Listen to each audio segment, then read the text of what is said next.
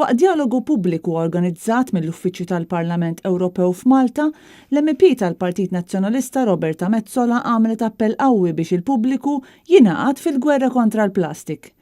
Metsola li poġġiet il-protezzjoni tal-ambjent bħala priorità fil-ħidma tagħha bħala rappreżentanta tal-poplu Malti u Awċi fil-Parlament Ewropew qalet li plastik li jintuża darba biss qed jimblokka l-baħar, joqtol il-ħajja fil-baħar u joħloq ħsara irreparabbli għall-ambjent naturali ta' Malta u Għawdex.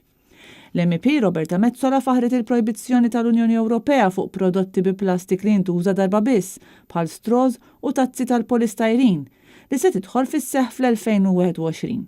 Filwaqt li qalet li statistiċi inkwetanti juruna li kważi 75% tal-ħmiġ fl-oċeani u plastik. Malta u Għawdex mhumiex differenti. Ħafna minnu u plastik li jintuża darba biss u li ma jiġix degradat. Jiġifieri plastik li jibqa' fl-ekosistemi għal sekli sħaħ u jagħmel ħsara għal saħħitna u joqtol il-ħut kif ukoll il-fkieren. Roberta Metsola saħqet li ma nistgħux nibqgħu għaddejjin b'din ir-rata u li wasal iż-żmien għal bidla.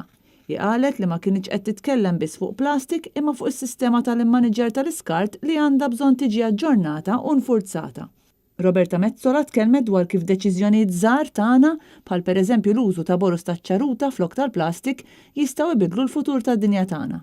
Metsola qalet li l-liġi Ewropea hi kruċjali imma s-sitwazzjoni f'Malta u Għawdex tfisser li ma nistgħux inkomplu nistennew. Għalhekk resqet l-idea li Malta tkun l-ewwel gżira fil-Mediterran ħilsa mill-plastik li jintuża darba biss.